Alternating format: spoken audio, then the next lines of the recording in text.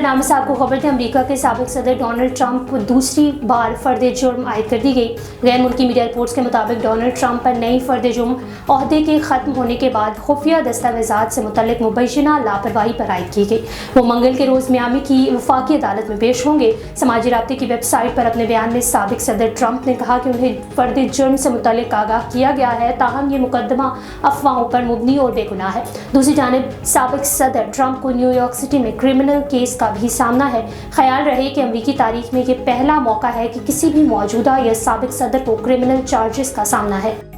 मोदी सरकार ने कर्नाटक और दीगर रियासतों के बाद मकबूजा कश्मीर में भी तालिबात के हिजाब पर पाबंदी आयद कर दी।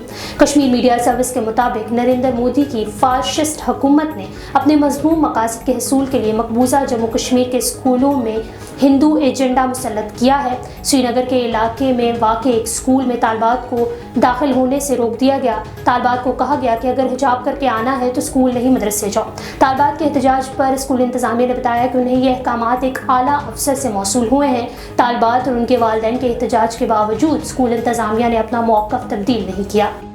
सऊदी वज़ीर ख़ारजा शहज़ाद फैसल बिन फरहान ने शिद्दत पसंदी का मुकाबला करने और दहशतगर्द तंजीम दाइश को दोबारा मुतहरिक होने से रोकने के लिए काम जारी रखने की अहमियत पर जोर दिया है। सऊदी वज़ीर ख़ारजा शहज़ादा फैसल बिन फरहान ने दारुल हुकूमत रियाज में मुनक़िदा दाइश के खिलाफ बैनुल अक़वामी इत्तेहाद के वज़ारती इजलास में कहा कि सऊदी अरब जहाँ कहीं भी मुमकिन है दाइश का पीछा करने की कोशिश करे। उन्होंने इस बात पर जोर दिया कि सऊदी अरब दहशतगर्दी और इंतहा पसंदाना नज़रियात का मुकाबला करने की ज़रूरत पर यकीन रखता है।